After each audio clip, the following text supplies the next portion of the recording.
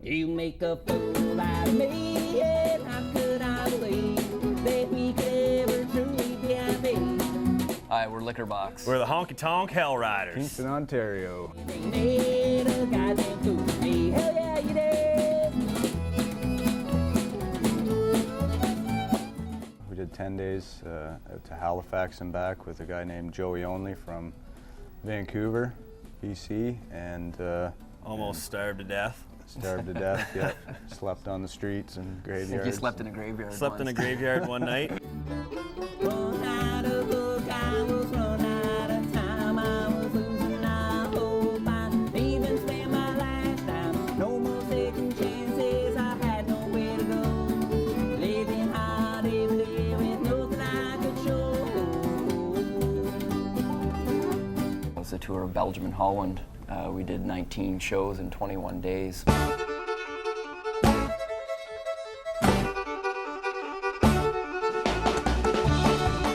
That was a really good experience. I think it tightened the band up a lot more. You know, we got to know each other a lot more. We had to live in close quarters for, you know, those 21 days. So, you know, I think we got something good going on here.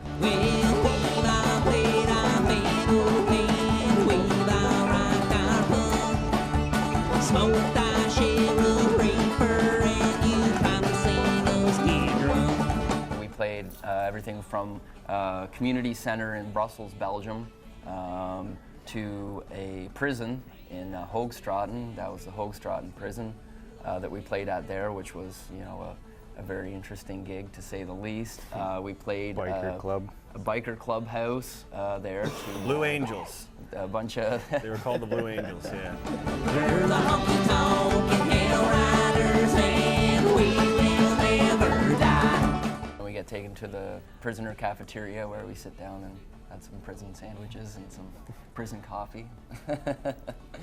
And then, you know, it really didn't hit me personally until we were standing outside having a cigarette before we were going to go on stage, and all the prisoners were, you know, single file filing themselves into the auditorium. And that's where it really hit that, you know, we're playing in a prison in a foreign country, and we have no idea what they're saying or, you know, what they're thinking. It was a little tense at first, you know, that initial getting on stage and kind of getting used to each other a little bit. Mm-hmm. And not to mention they didn't speak our language, so that was kind of another barrier if there wasn't already enough.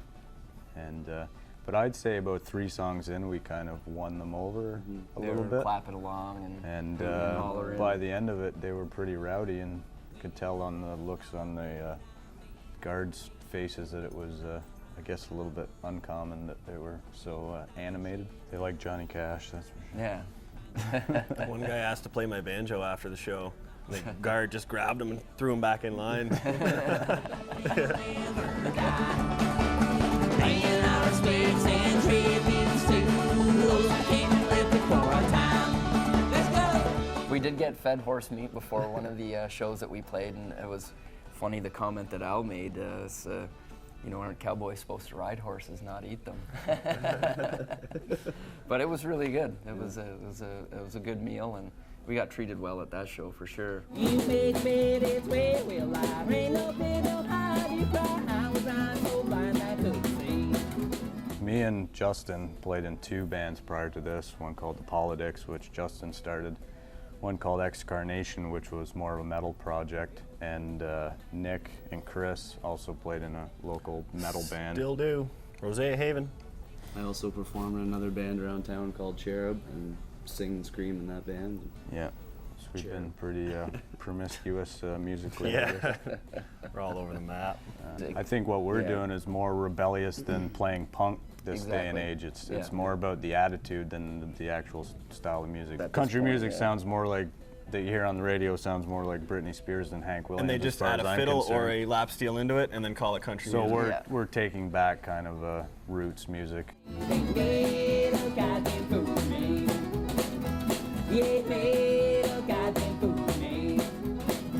I only